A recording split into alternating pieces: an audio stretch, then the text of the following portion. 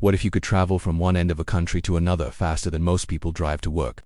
Picture yourself boarding a train that doesn't actually touch the tracks, floating through the air at speeds that would make most airplanes jealous. This isn't science fiction anymore. Japan is building the Chuo Shinkansen, a revolutionary magnetic levitation railway that will transport passengers at an astonishing 500 kilometers per hour, cutting travel times in half and redefining what we thought possible in ground transportation. The ambitious project represents more than just engineering excellence. It embodies Japan's relentless pursuit of innovation, a vision that began over 50 years ago when the country first introduced the world to bullet trains. Now, as construction tunnels deeper into the Japanese Alps and technology pushes boundaries previously thought impossible, we're witnessing the birth of transportation's next chapter. Welcome to the World Documentaries, where today we explore how Japan plans to revolutionize travel once again. Japan's relationship with high-speed rail began in 1964 when the Tokyo Shinkansen first connected Tokyo and Osaka, traveling at 210 kilometers per hour. These trains amazed a world still discovering the Beatles and driving cars that barely exceeded 130 kilometers per hour. The success was immediate and transformative, establishing Japan as the undisputed leader in railway innovation and setting standards that would influence transportation development globally for generations to come. But Japanese engineers weren't satisfied with this achievement. Even as the world marveled at their bullet trains, researchers were already exploring radical new technologies that sounded like pure fantasy. They experimented with superconducting magnetic levitation, a concept that would allow trains to literally float above the tracks, eliminating friction and enabling unprecedented speeds. This groundbreaking work, initiated in the early 1970s, would become Japan's secret weapon in the race to build the world's fastest train. Understanding how Maglev trains work requires diving into some fascinating physics.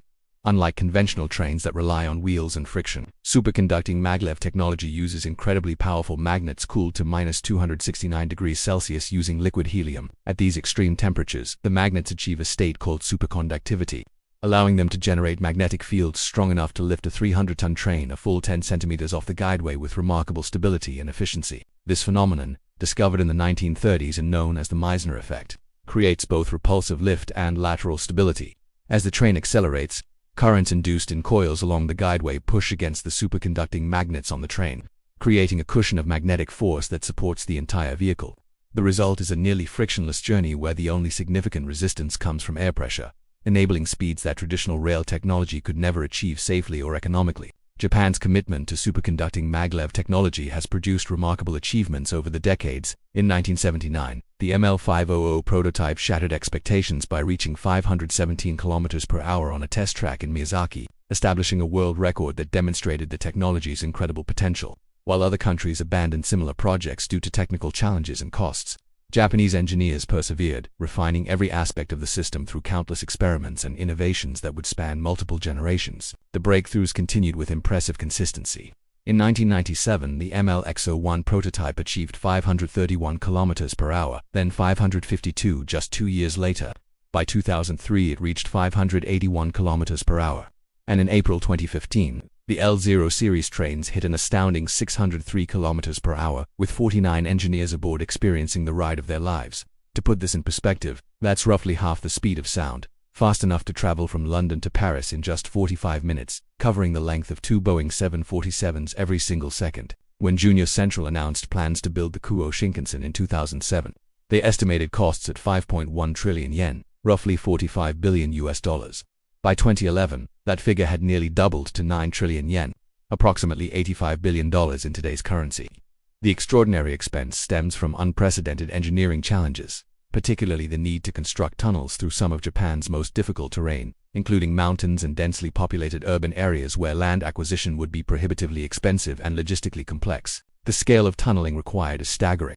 A remarkable 86% of the initial Tokyo to Nagoya section will run underground, with some tunnels stretching 25 kilometers through alpine regions and reaching depths of 1,300 meters below the surface. This subterranean approach serves multiple purposes beyond cost savings. The trains must maintain relatively straight paths with curve radii of 8,000 meters, far wider than conventional railways. Underground routes also protect against weather, provide earthquake resilience, and crucially, shield communities from the deafening noise these ultra-high-speed trains generate. Despite meticulous planning, the Chuo Shinkansen project has faced significant obstacles. In 2021, tragedy struck when a rock collapse killed one worker and seriously injured another during tunnel construction in Nagatagoa City. This accident highlighted the inherent dangers of boring through challenging geological formations deep underground. However, an even more persistent challenge has been the ongoing dispute with Shizuoka Prefecture, which refuses to grant permission for an 8.9-kilometer tunnel section through the southern Alps. Local officials worry the tunnel will disrupt the Oi River watershed, potentially diverting water from its natural flow and affecting agriculture, industry, and municipal water supplies. An expert panel convened in 2020 concluded the environmental impact would be minimal, but Shizuoka's government rejected the findings as insufficient and hasty. This impasse has created serious doubts about meeting the original 2027 completion deadline for the Tokyo and Nagoya section, demonstrating how even the most advanced technology must navigate complex political and environmental concerns. What will it actually feel like to travel at 500 kilometers per hour? Surprisingly, passengers inside the train will experience conditions remarkably similar to cruising in an airplane at altitude. Within 3 minutes of departure, the train accelerates smoothly and gently to maximum speed, with the magnetic levitation creating an eerily stable ride that allows easy conversation. Cabin pressure automatically adjusts when entering tunnels to prevent ear popping, and the relatively low noise levels create a peaceful, almost meditative environment completely disconnected from the chaos outside. The interior design reflects this philosophy of calm comfort. Reclining seats arranged to by two offer more space than airline economy class, while elongated rectangular windows prioritize interior lighting over views of the outside blur. JR Central has even tested old information panels on windows, potentially offering passengers route data or enhanced scenery overlays. Outside, however, the story differs dramatically. The 300-ton train plowing through air at such speeds creates pressure waves reaching 95 to C in decibels, loud enough to potentially damage hearing and certainly startling enough to require complete underground operation. The Chuo Shinkansen aims to achieve far more than faster travel times.